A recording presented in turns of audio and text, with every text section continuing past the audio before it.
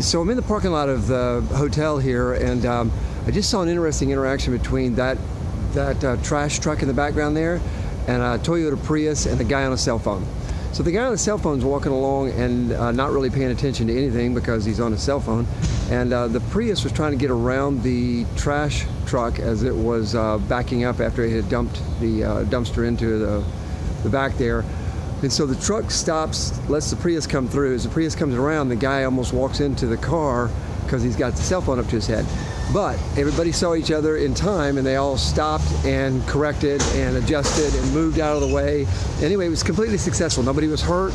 Nobody yelled at anybody. Nobody gave any signs to each other. It was just people creating safety in the moment. I mean, how often that happens? It happens. It's not even countable how often that happens. But it's what people do. We adapt. We make changes quickly. It's pretty amazing what the human is actually capable of doing.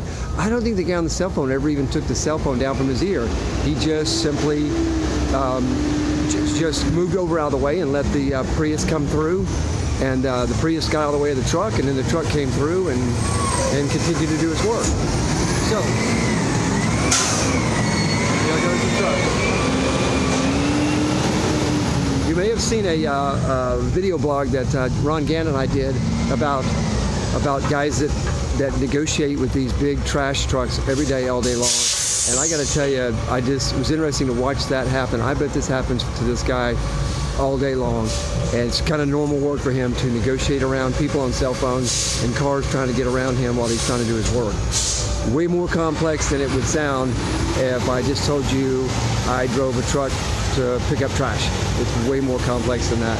So anyway, I just thought this was a nice follow-on to the one that Ron Gantt and I did a few weeks back. And it just shows how people create safety in the moment as they're doing work, as they're doing their everyday, kind of living their everyday life.